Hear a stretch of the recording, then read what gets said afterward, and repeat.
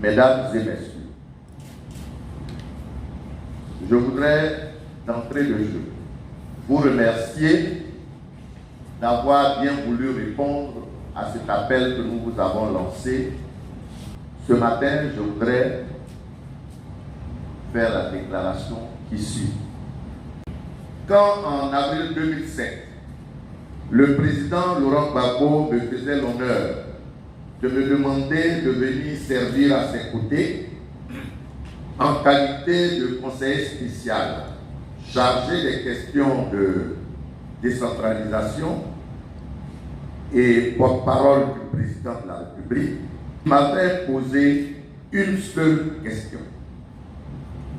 Acceptes-tu de venir travailler à mes côtés pour m'aider à sortir la Côte d'Ivoire de la crise qu'elle traverse en ce moment?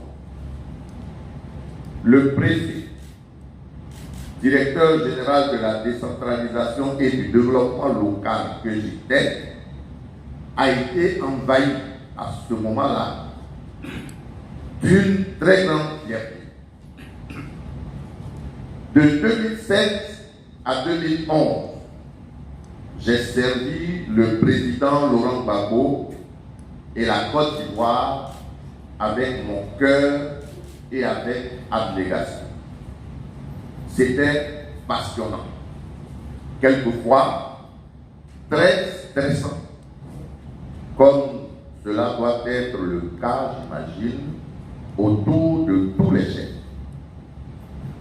L'objectif que s'était assigné le président Laurent Gbagbo, à savoir dialoguer afin de permettre à la Côte d'Ivoire de connaître, de sortir de cette crise par la paix, c'est-à-dire le dialogue direct, et les élections, nous l'avons atteint. Mais malheureusement, les choses ne se sont pas terminées, par cette terrible crise post-électorale que nous avons tous connue. Je me suis donc retrouvé en exil. Comme nombre de mes camarades, parmi les collègues, il faut noter que j'ai, avec mon frère et ami, mon alter ego, Cabran Abia, été parmi les premiers exilés au Ghana. En effet, nous revenions d'une mission de bons offices au Vatican quand nous avons été contraints de débarquer au Ghana parce que les FDS venaient d'être expulsés de l'aéroport Félix Houphouët-Boigny. Grâce à Dieu et à des personnes de bonne volonté, nous avons pu nous y installer comme nous pouvions et avons entrepris d'aider nos camarades et collègues qui nous y rejoignaient. C'est donc au Ghana que nous avons assisté à l'arrestation du président Laurent Gbagbo. Notons que le président Laurent Gbagbo a déclaré, avant sa déportation à Korogo, je cite, « La belligérance est terminée. Il est temps de passer au règlement civil et politique de la crise. » Cette phrase, que dis-je, cet appel du président Laurent Gbagbo m'a fortement interpellé. Mais moi, le préfet, moi, son porte-parole, je l'ai reçu en plus comme une instruction, comme un envoi en mission. J'ai donc décidé de mettre fin à mon exil et de rentrer malgré tous les risques que cela comportait. Aussi, ai-je entrepris les démarches auprès des collaborateurs du président Alassane Ouattara, que je connaissais, pour les avoir rencontrés plus d'une fois et avoir organisé et facilité leur rencontre avec le président Laurent Gbagbo quand nous étions encore au pouvoir. Après en avoir délibéré, ils m'ont fait savoir que je pouvais entrer puisqu'il n'y avait aucun dossier judiciaire ou policier à mon encontre Je suis donc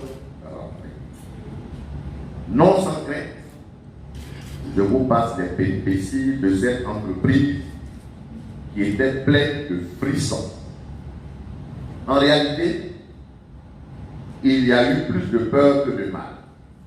Une fois sur place, ici en Côte d'Ivoire, je rejoins les camarades du CNRD, conduits par les doyens Bernard Dadier et Laurent Donald Fologo.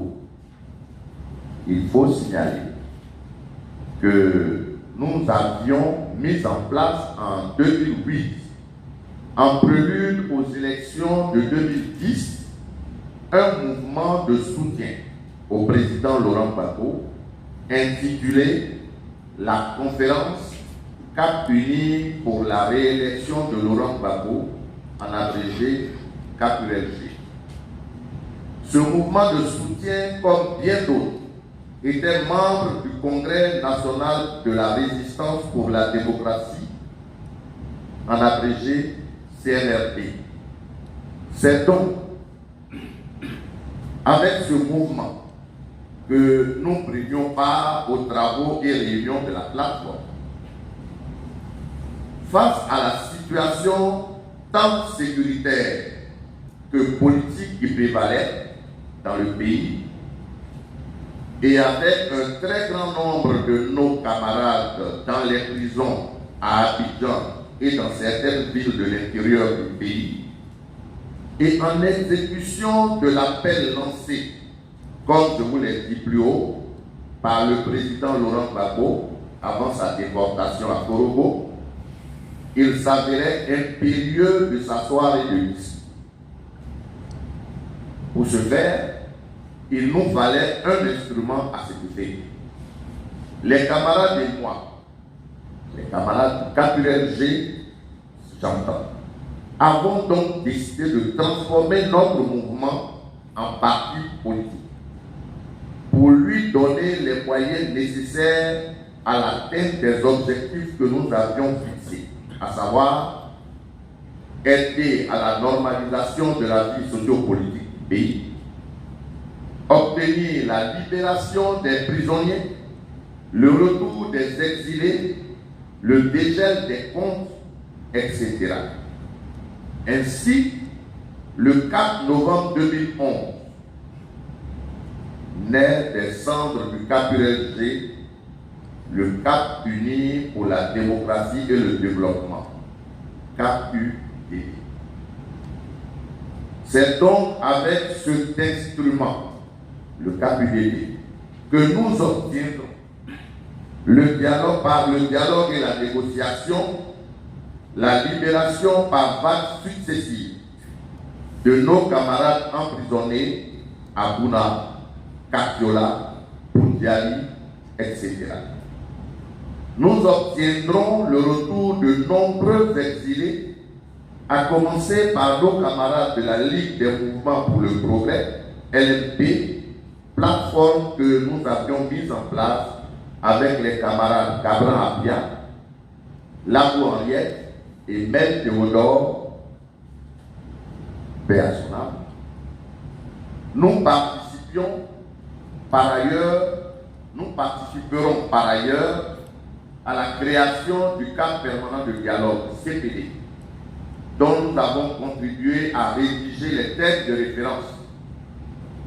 C'est par ce même CPD que nous obtiendrons le dégel des comptes et la réforme de la CEI, qui sera mise en place en 2014 et dans laquelle je serai élu deuxième vice-président. En outre, il convient de rappeler que concernant le volet sécuritaire, nous avons, grâce aux négociations, notamment avec le ministre d'État, ministre de l'Intérieur de l'époque, Ahmed Bakayoko, paix à son âme, le retrait des dozos des villes et même de nos campagnes. Au plan international, le CAP-UDD est, je le rappelle, un parti social-démocrate et membre fondateur de l'Alliance progressiste. l'Alliance progressiste est le pendant de l'Internationale socialiste. Au plan donc international, nous sommes membres de l'Alliance progressiste. Mesdames et messieurs, chers camarades, comme vous pouvez le constater, beaucoup a été fait pour la paix par le dialogue en Côte d'Ivoire et beaucoup reste à faire. Nous avons pris part à tous les forums de dialogue qui ont été organisés ici en Côte d'Ivoire entre le pouvoir et l'opposition. Aujourd'hui, la situation, même si elle n'est pas parfaite comme on l'aurait souhaité, est un tant soit peu acceptable. Le dialogue est établi. Les présidents Gbagbo et Bédié se parlent. Les présidents Gbagbo et Alassane se parlent. Il nous appartient, tous, autant que nous sommes, de les encourager, afin de les aider à créer les conditions d'une réconciliation vraie dans ce pays. Quant à moi, je vous l'ai dit, je suis préfet. Préfet hors grade.